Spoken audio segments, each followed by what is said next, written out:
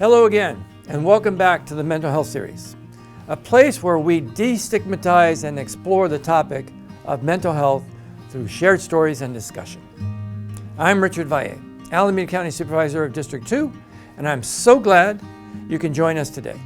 In the previous episode of the Mental Health Series, we heard from Dr. Moss and Dr. Tribble on the impact of COVID on the mental health of our youth and got great advice on staying mentally healthy during shelter in place. In this episode, we will be tackling two aspects of mental health: stigma and social media. You will hear a personal poem from our Union City resident, Melisa Buenostro, regarding struggles she faced having been diagnosed with bipolar disorder. We also partnered with the city of Fremont to share a powerful video on a mental health stigma through testimonials and interviews with local youth. Finally, Dr. Jaseon, Outlaw, clinical director and psychologist at Journey of Life Psychological, will speak on the impact of social media on mental health. Please stay tuned for a special Heartfulness meditation. Hi, my name is Melisa Buenostro. I'm from Union City, California, and today I will be speaking about my life dealing with bipolar disorder.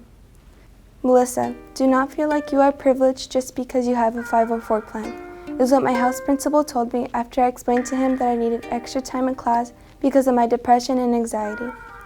It is not the end of the world, just get over it, is what my counselor told me after I came to her while I was having a panic attack.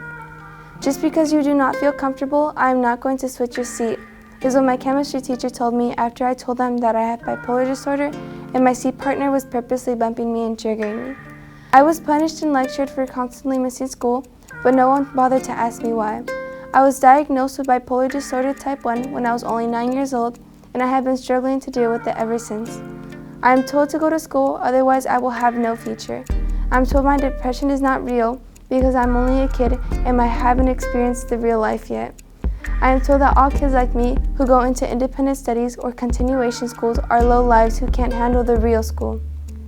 When people see me and find out I am enrolled in independent studies, they are surprised because they are used to all the stereotypes of what kinds of students go into continuation schools. I was never kicked out of my old high school. I was never told that I didn't belong there because I didn't have good grades or that I was ever a bad student. I felt forced out by the staff who never understood me and failed me. When I tried to reach out for help, I was silenced and ignored. I learned that the only person I could rely on is myself, and if I could not find any adult who would be willing to help me, then I will become that adult and fight through life so I can help other students in the future get through their depression. I challenged myself not to become another statistic, and I challenged myself into influencing others into doing the same. Hey everybody, welcome to Motivate Cafe. I'm your host, Larry Ewings, aka Jupiter 7. We have a jam-packed show for you today, full of videos and interviews. We'll be tackling the topic of reducing mental health stigma. Hold on to your seat to come take a ride with us.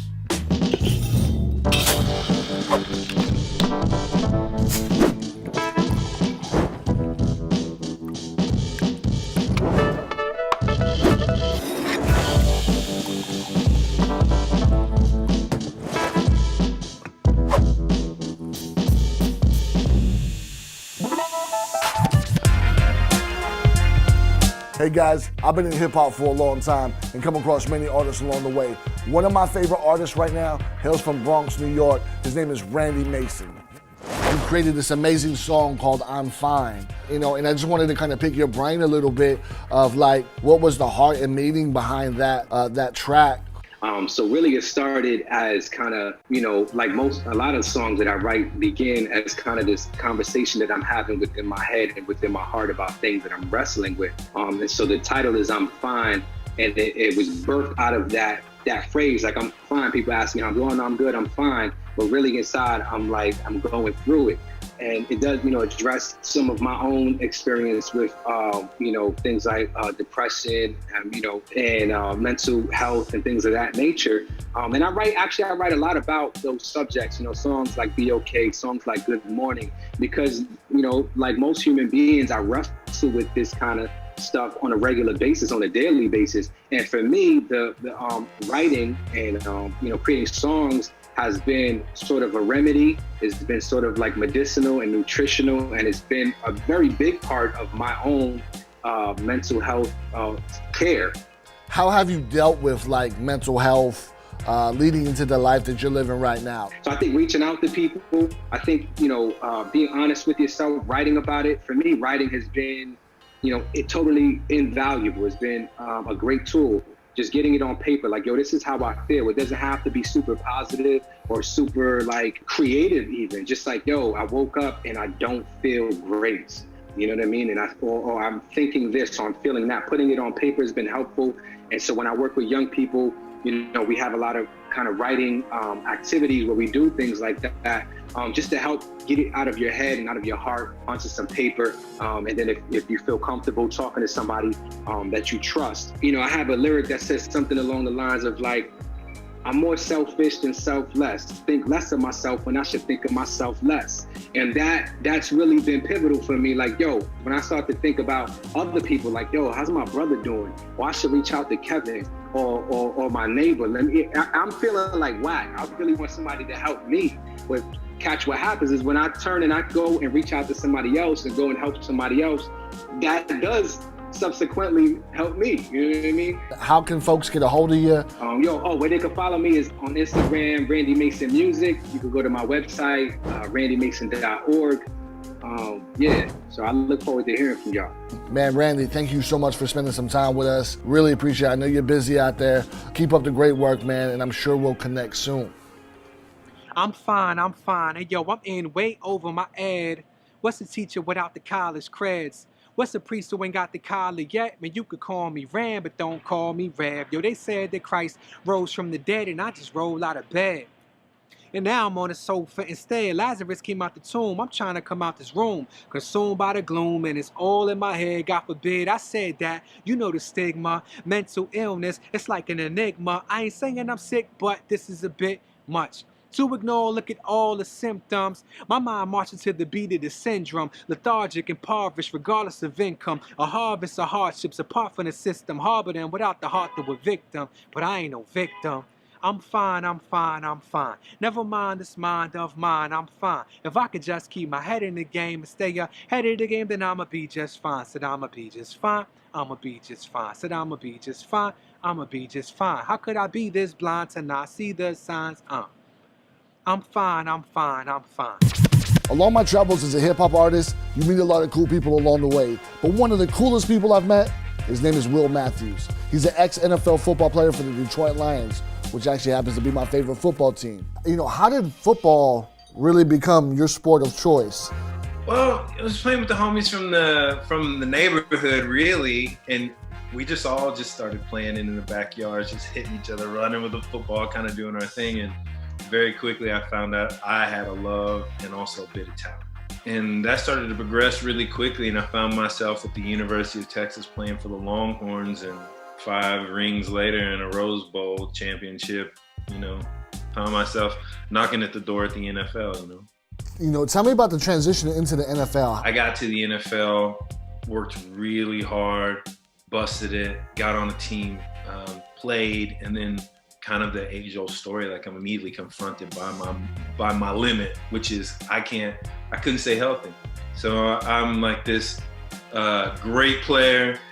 They're touting me as the next guy, and like I'm all this, and I got dreads down to my shoulders, and I couldn't stay healthy. And then I found myself mid-20s. I've got a couple of years in the league, and they call my number and call me up to the office and say, "Hey man, you're cut. We gotta let you go." Man. And then you're confronted with a lot of those questions that a lot of us are confronted with every day. Am I good enough? Men don't cry. You gotta be hard, or they're gonna take advantage of you. If you were good, you would be on the team. You must be weak. And those things started to just flow around in my mind and in my heart. And you take your mental health from I'm the dude to like, well, who am I? How have you dealt with the mental health piece leading up to who you are now? Like, what's the regimen? I make sure that I have somebody that I can talk to about life. Somebody that's outside of my crew, outside of my friends, outside of my wife and my kids, that I can say, hey, here's how I'm feeling. And they don't make me feel weak. They don't make me feel crazy. They just say, okay, so how are you dealing with that? Also, working out.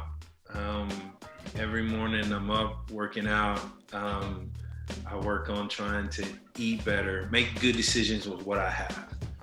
Every day is different, and some days I need more time than other days. And some days I gotta be honest with my wife and say, hey, today is not shaping up like I thought.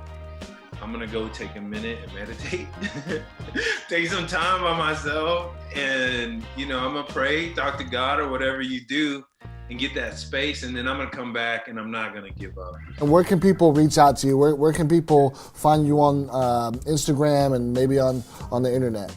I've got Instagram and Will Matthews Now, Matthews with 2 T's, probably the best place to find me.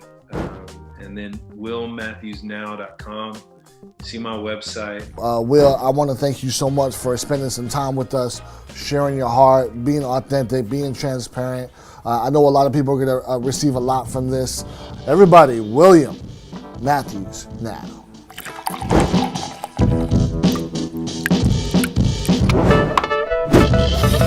I had an opportunity last week to meet with some amazing students from the Fremont School District. And they created this presentation for their peers to help them to recognize the symptoms of mental health. Check out this video they created. I was involved in mental health advocacy just at my school and around, the community. That's how I came to know about the word.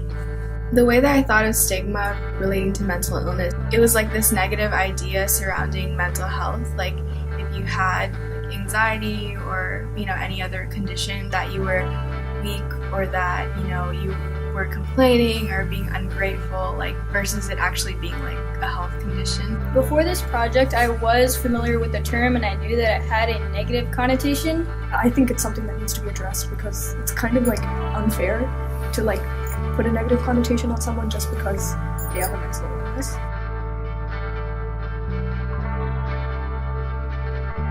About 3 years ago, I realized that I reached a point where I was pretty unhappy, and I realized that I couldn't keep managing my feelings alone. I have an older brother that struggled with drug addiction, and I would say that from a young age I just kind of knew about it. I faced a lot of anxiety and hesitation and things. I just moved to the MSJ area, and so I didn't really know anyone, and I definitely felt kind of lonely because not only was I transitioning into middle school, but I was in a new area. I often face a lot of challenges with stress regarding schoolwork and extracurriculars and stuff. They kind of all pile up.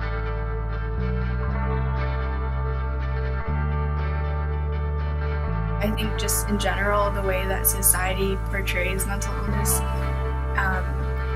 made me a little bit hesitant to tell people in my life about it. There's definitely still a stigma about talking about oh, I'm going to therapy, or oh, I'm seeing my counselor, because I'm going through something or I need some help. What if everyone judges me, or what if I say the wrong answer? I break in trust if I go and tell somebody when she clearly trusted me and told me not to tell anyone about it.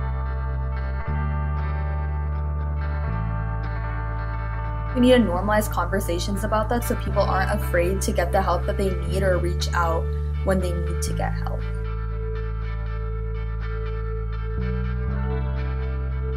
Open up to someone that you trust, whether that's a friend or an authority figure. I recommend writing things down and then maybe giving a letter to someone you trust. It doesn't have to be someone conventional like your parents or your doctor or whatever. It could be a friend.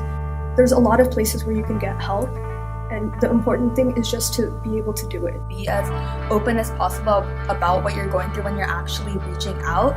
Don't try and downplay the things that you're going through.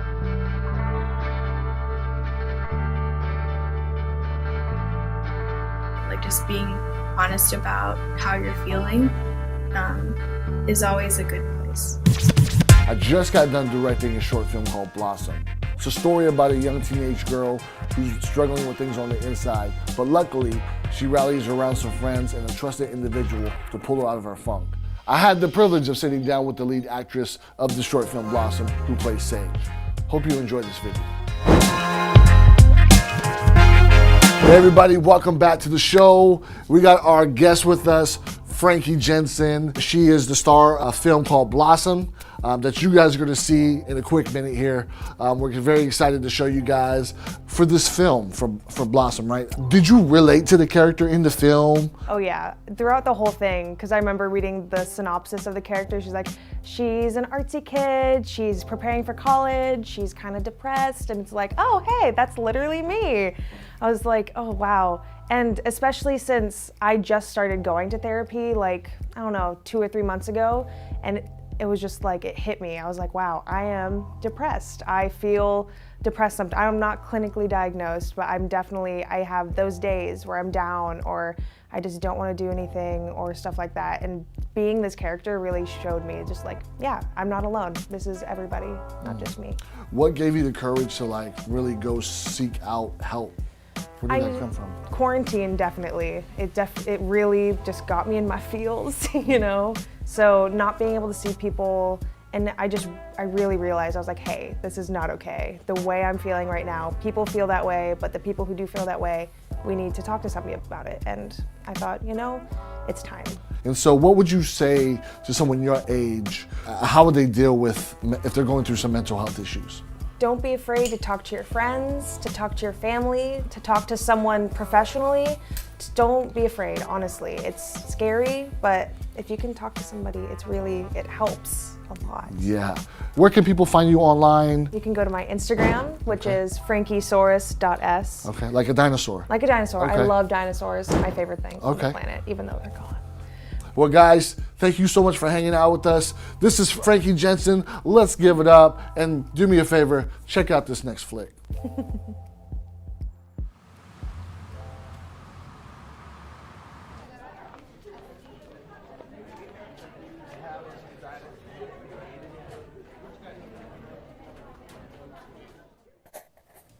All right, class, let's put your pencils down.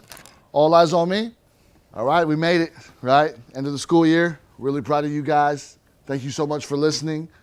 Look, I have one thing I want you guys to realize before you guys leave this class. Whatever you do in life, you can't do it alone. Guys, remember, 10 days, final project. Don't forget.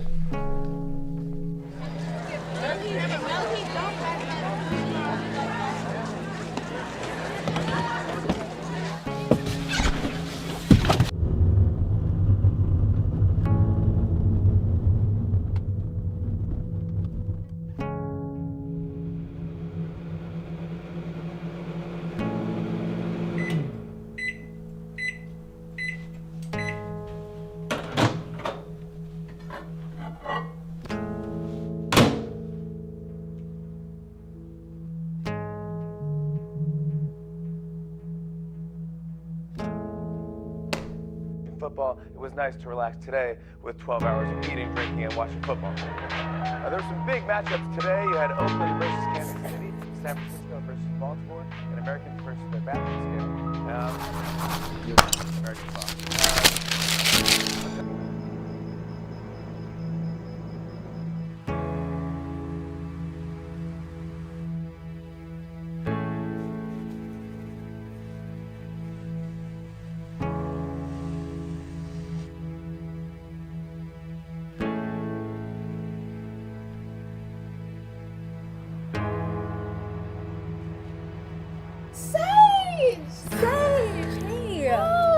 I'm so glad you're here. I didn't think you'd make it.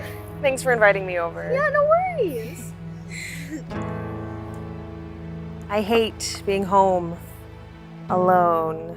Yeah, I know what it's like. I really missed you guys. Hey, it's okay. That's why we're here, to party it up like the good old days.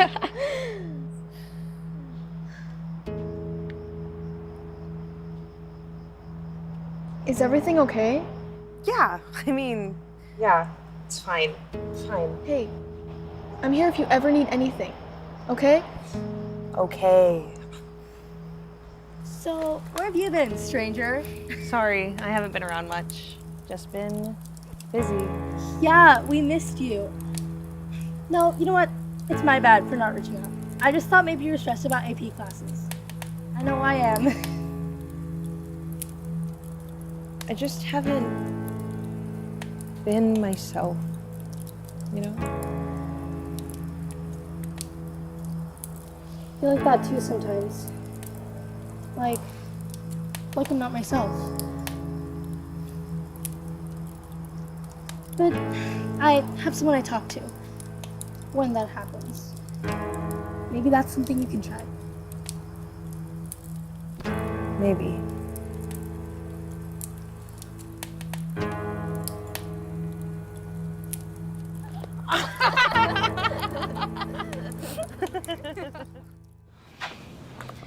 Hey, Mr. L, you got a second to talk? Yeah, come on in. Yeah, come on. I just wanted to say I'm sorry. I've been like not focused in class and just not myself. So It's all right. I think it's actually quite normal with a lot of students.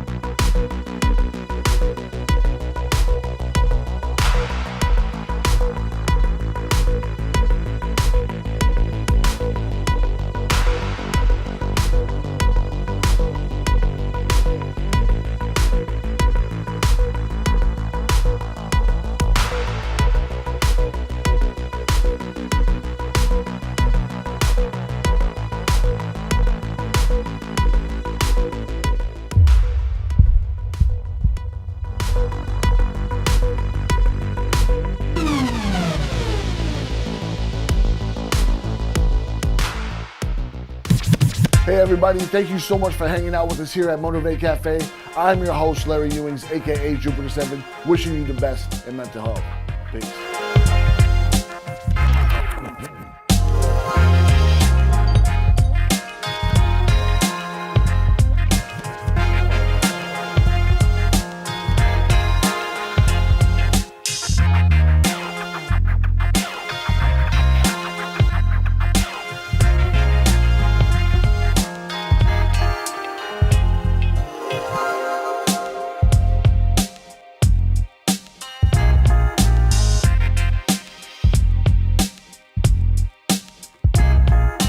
more information about mental health services, counseling, and crisis support, please contact Fremont's Youth and Family Services Division at 510-574-2100.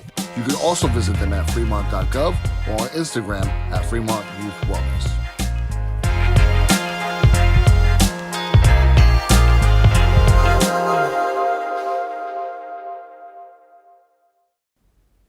Hi, my name is Dr. Jaseon Outlaw, and I'm a psychologist and clinical director of Journey of Life Psychological.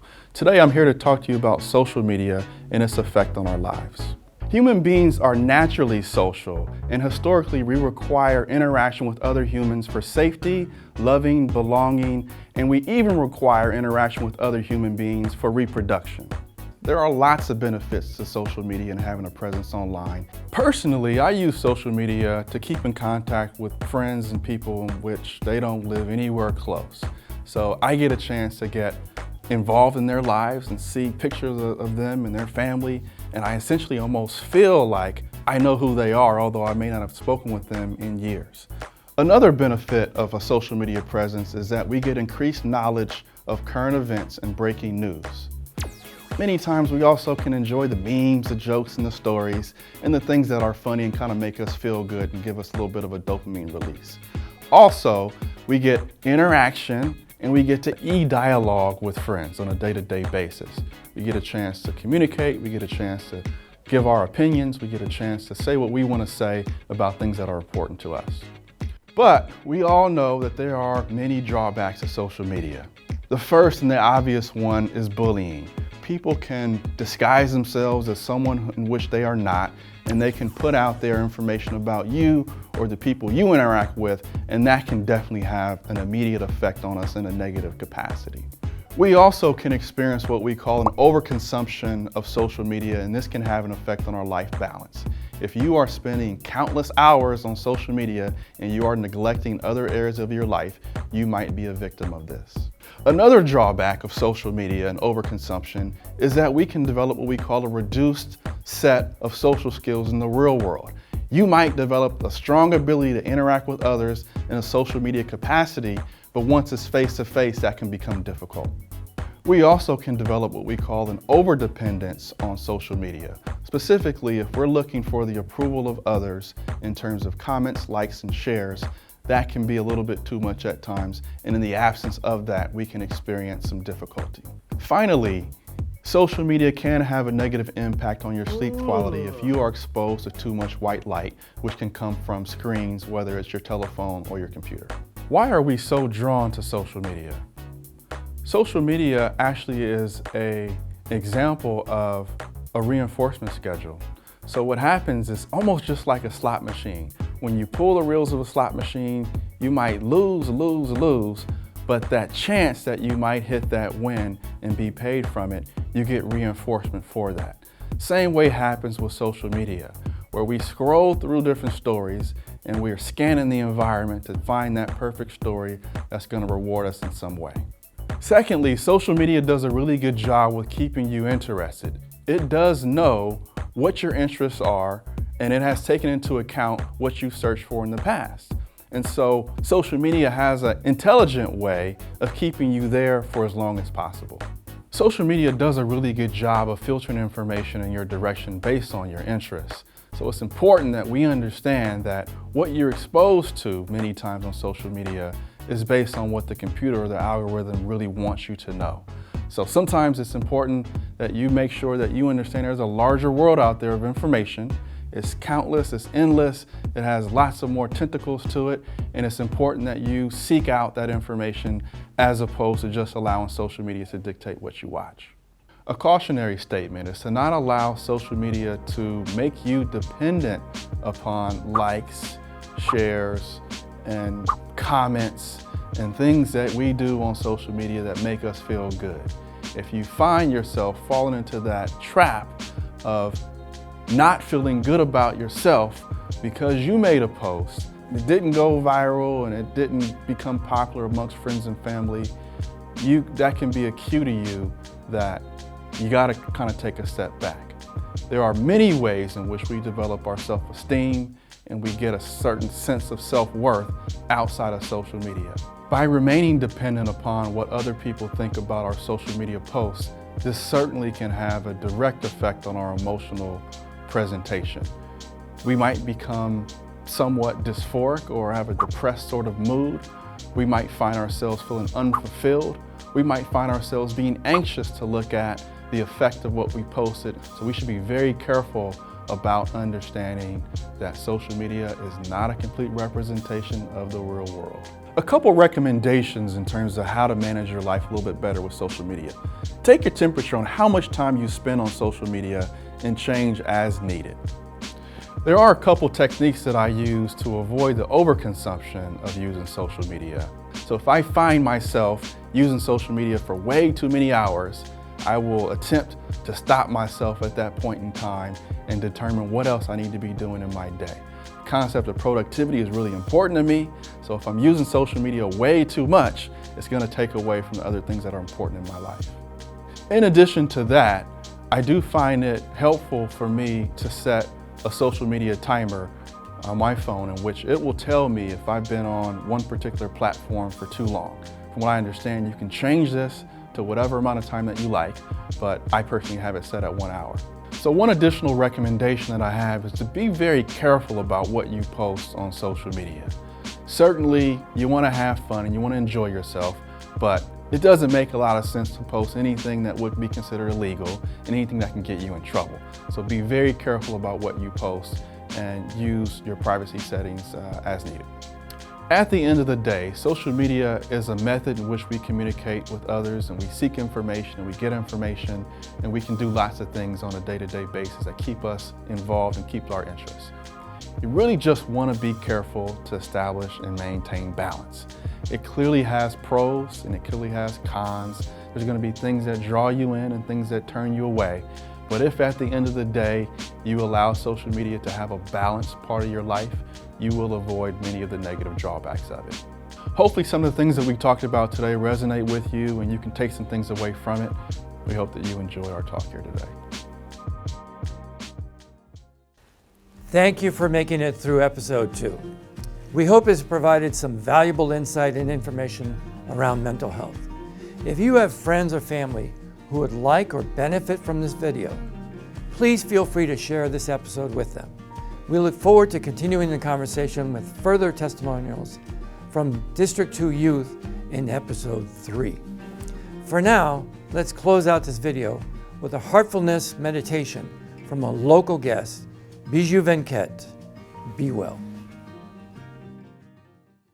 Hi everyone, welcome to Heartfulness Meditation. Hope you all are doing well. Thank you for joining me. My name is Bijju and I'll be guiding you through a relaxation and meditation in today's session.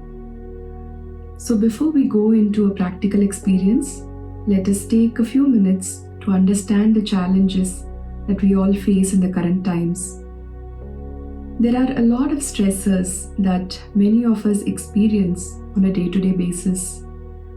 We are in a global pandemic and most of us are dealing with shelter in place, isolation, and commitments towards our family and ourselves. While social media helps us in connecting with our friends and family, excessive use can fuel feelings of anxiety, depression, and fear of missing out. According to the National Alliance of Mental Illness, about 1 in 5 adults in US experience mental illness.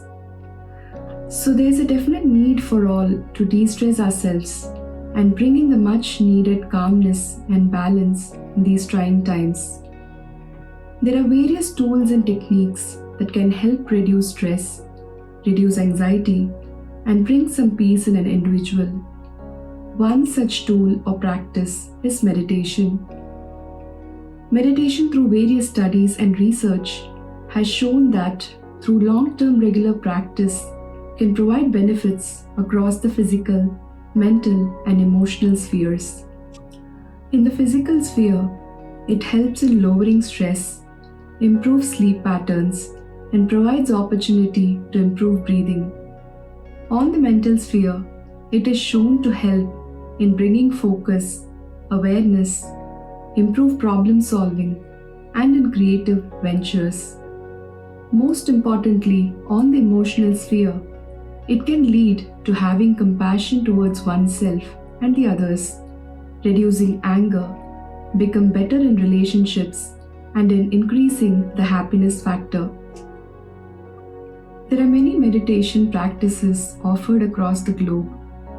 One such meditation practice is called Heartfulness meditation, and that is what we will have a short experiential session today. I'll be guiding you through a relaxation process where we'll start with a guided body scan. It is important to first relax before we meditate, and when the body is relaxed, it's easier to calm the mind. We will then shift to a guided but silent heart-based meditation. So let's begin. Make sure you're seated comfortably and gently close your eyes. Let's begin by taking a couple of deep breaths. Breathe in deeply. Breathe out. Breathe in. And breathe out.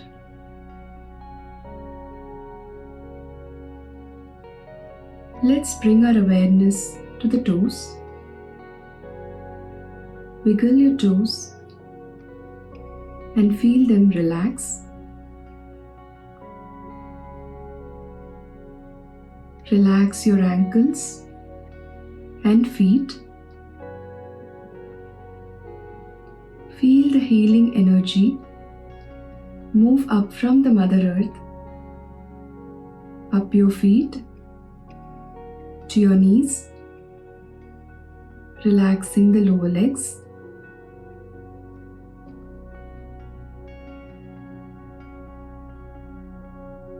Relax your thighs.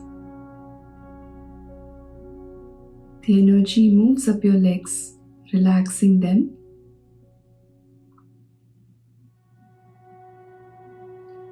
Now deeply relax your hips, stomach, and waist.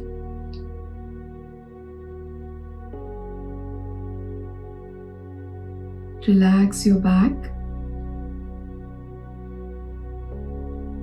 Feel this healing energy move up to your lower back,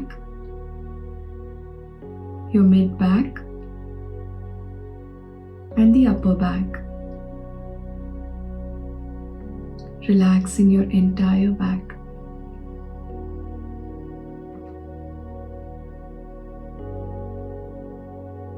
Now feel this healing energy move to the front side of your body, relaxing your chest and the shoulders. Let go of all the burden you carry in your shoulders and feel them simply melting away.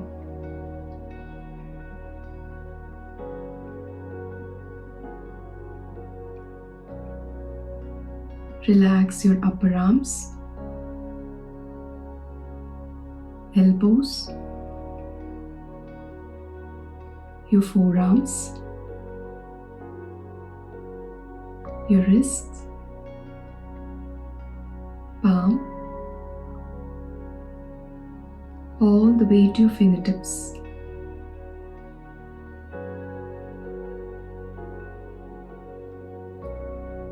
Feel this energy completely relax both your arms,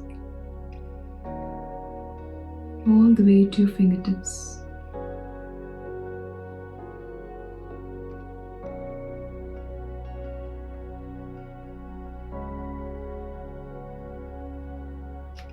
Now bring your attention to your neck muscles and let go of any tension or tightness you hold in there. Feel your neck muscles completely relaxed.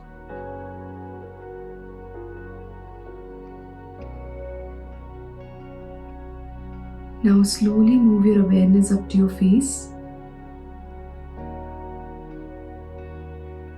Relax the jaws,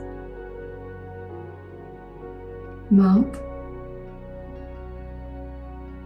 nose,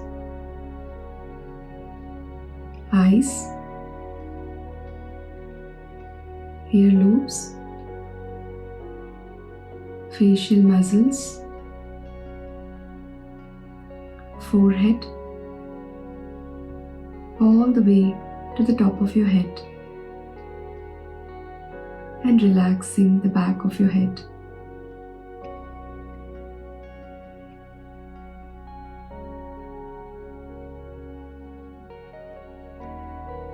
Feel how your whole body is now completely relaxed.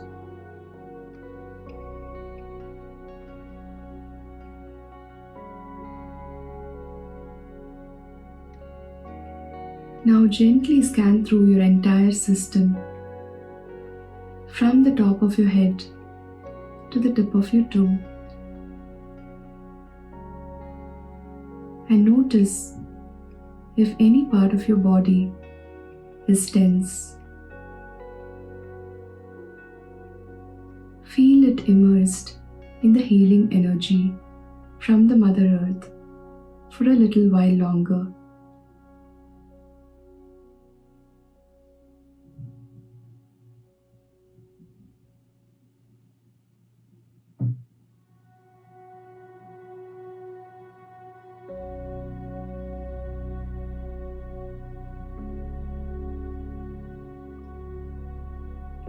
Now move your attention to your heart. As you rest in your heart, make a gentle suggestion or thought that the source of light is already present in your heart and is illuminating your heart from within.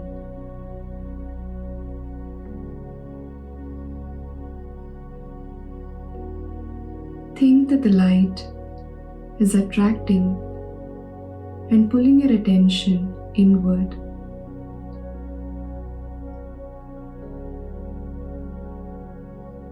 Feel immersed in the love and light in your heart.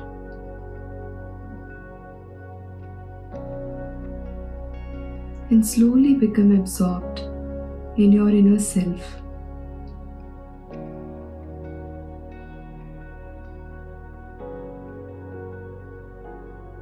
During the meditation, if you find your awareness drifting into other thoughts, gently ignore them and bring your attention back to this idea of light in your heart.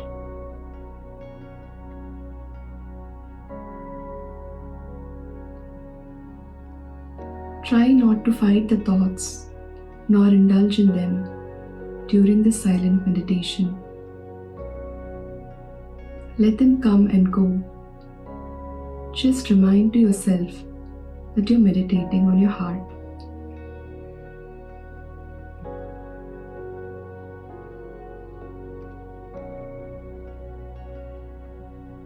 Let's remain rested in our heart, enjoying the silence within, and meditate on this idea of light for the next few minutes until you hear further guidance.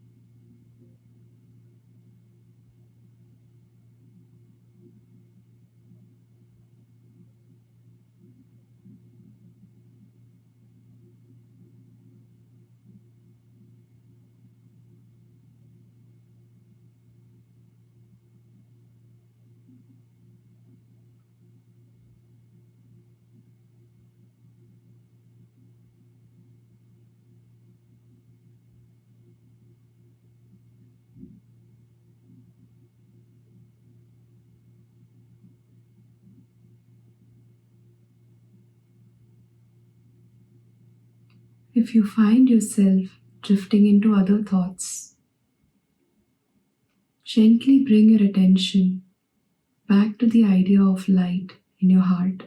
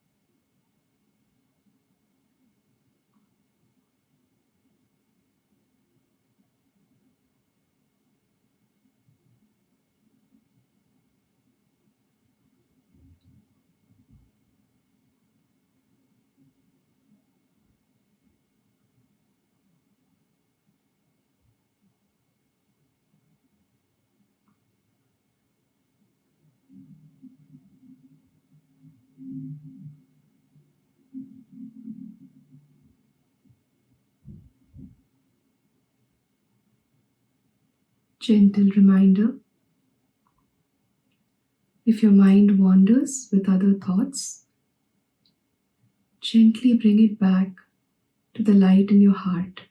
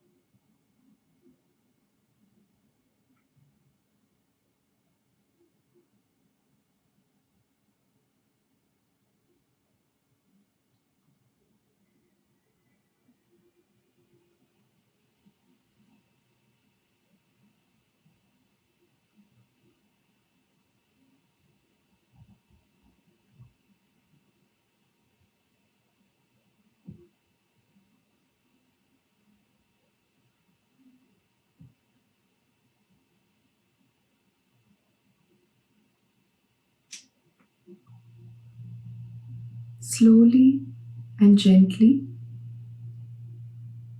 come out of the meditation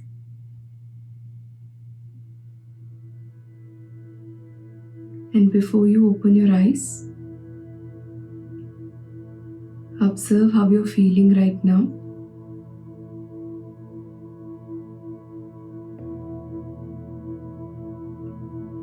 Notice the changes in your inner condition after the meditation.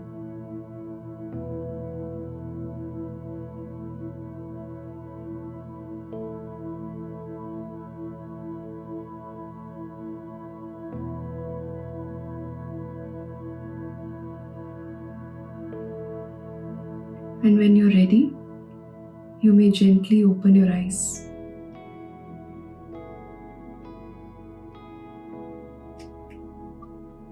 Hope you were able to experience at least a moment of peace and calm. I meditate every day. Meditation is part of my life. It has helped me so much, especially during this current challenging times. I highly recommend all of you to meditate at least 5 to 10 minutes every day. This pause can help us get centered and improve our mental well-being. I want to give a brief introduction about Heartfulness Institute. It is a non-profit organization with a global presence in over 160 countries and with 14,000 certified trainers. Our purpose is to encourage self-development, stress management, and an evolution of consciousness through heart-centered living. All the practices offered by Heartfulness are free of charge, including trainer support. If you are interested in learning more about us, feel free to visit our website heartfulness.org, or you can reach out to us via email, which is bayarea.ca@heartfulness.org. I hope this session was useful and provided a glimpse of what meditation can offer you as a self-development practice. Thank you for joining me today.